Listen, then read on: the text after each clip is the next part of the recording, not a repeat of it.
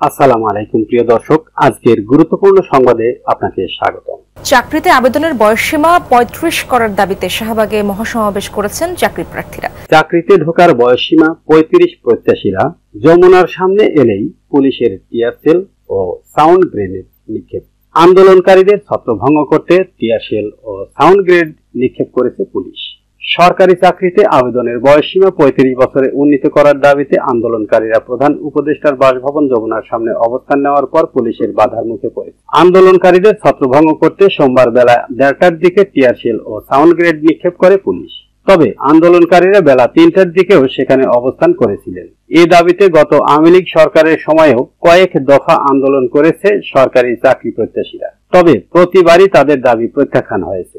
চাকরিতে আবেদনের বয়সসীমা ৩৫ বছরে উন্নীত করার দাবিতে আন্দোলনকারীরা পূর্ব ঘোষণা অনুযায়ী সোমবার সকালে শাহবাগ জাতীয় জাদুঘরের সামনে অবস্থান নিয়ে বিক্ষোভ শুরু করে। সেখান থেকে কয়েকশো চাকরি প্রত্যাশী মিন্টো রোড প্রধান উপদেষ্টার বাসভবনের সামনে যান। প্রত্যক্ষদর্শীরা জানান, আন্দোলনকারীরা যমুনার সামনে পৌঁছানোর পর তাদের আটকে দেয় পুলিশ। পরে সেখান থেকেই আন্দোলনকারীরা স্লোগানে নিজেদের দাবি জানাতে থাকেন। তাদের ছত্রভঙ্গ করতে পুলিশ কয়েক রাউন্ড টিয়ার সেল ও সাউন্ড গ্রেনেড নিক্ষেপ করে। এ সময় আন্দোলনকারীদের সঙ্গে পুলিশের ধস্তাধস্তির ঘটনাও ঘটে। ওই সময় সড়কে যান চলাচল বন্ধ হয়ে যায়। ঢাকা মহানগর পুলিশের অতিরিক্ত কমিশনার মোহাম্মদ ইসরাইল হাওলাদার বলেন, প্রধান উপদেষ্টার বাসভবনের সামনে সভা সমাবেশ করার বিষয়ে আগে থেকেই নিষেধাজ্ঞা ছিল, কিন্তু আন্দোলনকারীরা পুলিশের নিষেধাজ্ঞা অমান্য করে প্রধান উপদেষ্টার বাসার সামনে অবস্থান নিলে বাধা দেওয়া হয়। পরিস্থিতি নিয়ন্ত্রণে পুলিশ কাজ করছে। ক্ষমতার পালাবদলের পর নানা দাবিতে বিভিন্ন পক্ষের দফায় দফায় আন্দোলনের প্রেক্ষাপট গত ২৫ আগস্ট বিজ্ঞপ্তি দিয়ে সচিবালয় ও প্রধান উপদেষ্টার কার্যালয়ের